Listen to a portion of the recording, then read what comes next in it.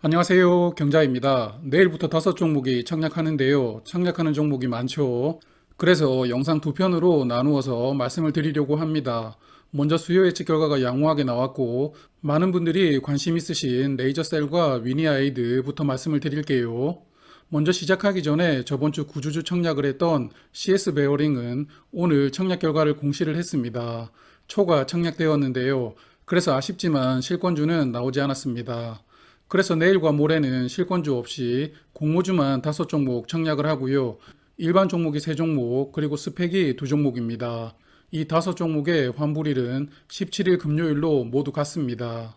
그럼 수요 예측 결과부터 보면서 시작해 볼게요. 레이저셀은 기관 경쟁률이 1443대 1, 그리고 위니아이드는 955대 1이 나왔습니다. 최근 기관 청약 참여 조건이 강화되었지만 그 부분을 감안한다면 두 종목 모두 1000대 1 넘었다고 볼 수 있는데요. 충분히 청약해 볼 만한 기관 경쟁률이라고 생각을 합니다. 의무합약 비율은 레이저셀은 12.4%로 양호했는데요. 반면에 위니아이드는 1.4%로 참여한 기관 대부분은 의무합약 신청을 하지 않았습니다. 의무합약 신청이 제법 나왔던 레이저셀만 조금 디테일하게 보고 가겠습니다. 수량 기준으로는 12.4%, 그리고 건수 기준으로는 12.1%였는데요. 수량과 건수 차이가 거의 없습니다. 그래서 청약 참여한 기관들이 골고루 의무 합격을 신청했다고 보이고요. 세부적으로 보면 3개월 합격 신청이 많았습니다. 레이저셀이 세계 최초로 개발한 기술력을 높게 평가한 기관들이 많았다고 보입니다. 최근 청약한 9종목과 비교를 해보면 레이저셀은 기관 경쟁률은 4위, 위니아이드는 5위였고요. 의무 합격은 레이저셀이 4위, 위니아이드는 7위였습니다. 그렇기 때문에 전체적으로 수요 예측 결과는 중위권 성적이다라고 볼 수 있겠습니다.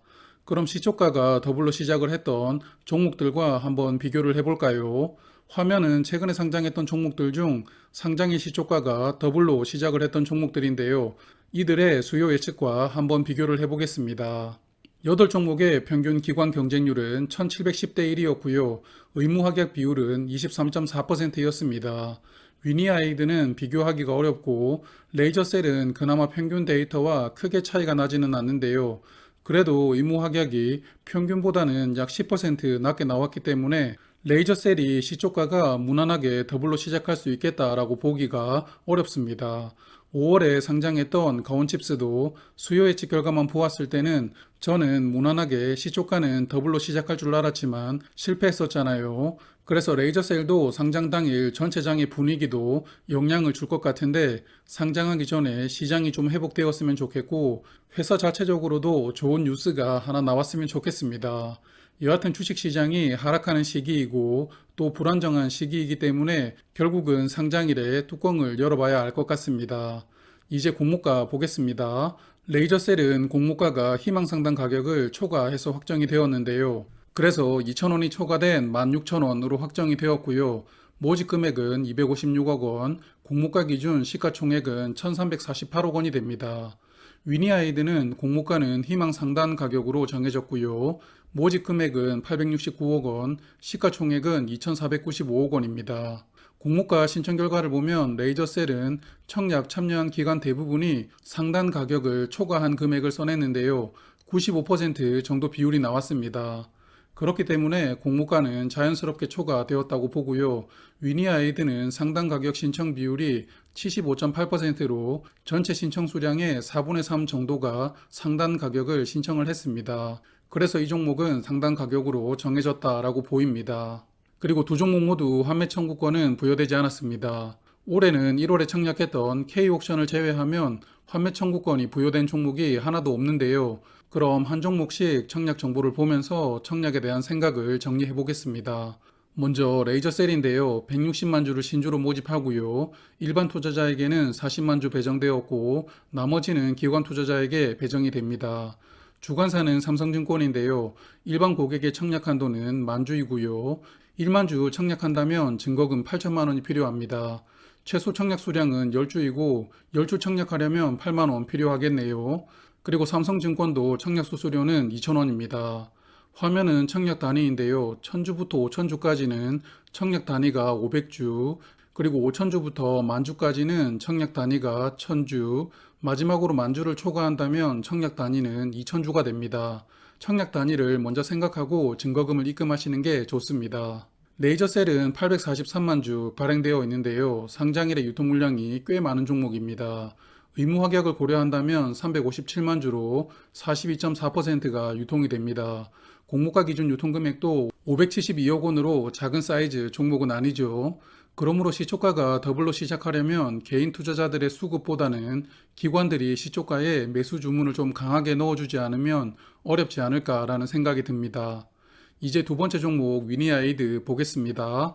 약 537만 주를 신주로 모집하는데요.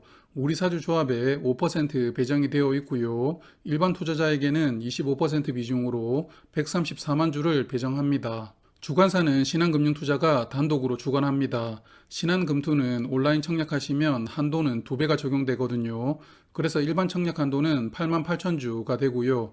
신한금투도 청약 수수료가 이제 2,000원 있습니다. 그리고 균등 청약만 하시더라도 최소 100주를 청약을 해야 되는데요. 증거금이 81만 원 필요합니다.